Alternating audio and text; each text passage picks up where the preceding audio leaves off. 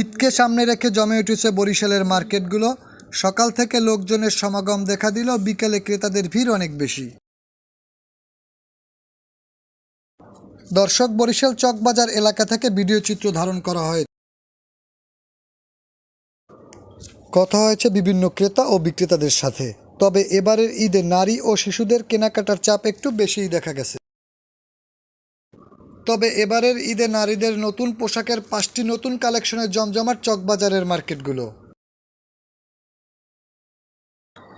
এবারের ঈদে নতুন কালেকশনের মধ্যে আছে ফার্সি, সারারা কারার, পায়রা, আলেয়া ও মারজান।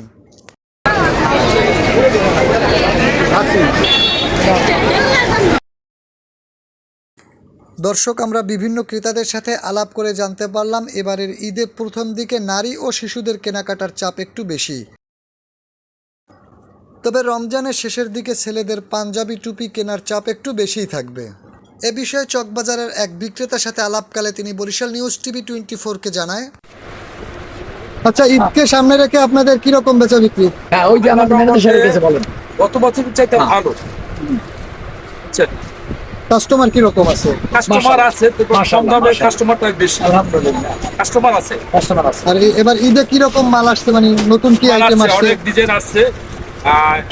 আপনার ফার্সি আছে, সারারা গারার আছে, নাইরা আছে, আলেয়া আছে, তারপরে আপনার ইয়ে আছে না মারজান আছে। হ্যাঁ, মারজান 5টা ডিজাইন মাল আছে। নতুন 5টা ডিজাইন কালেকশন আসছে।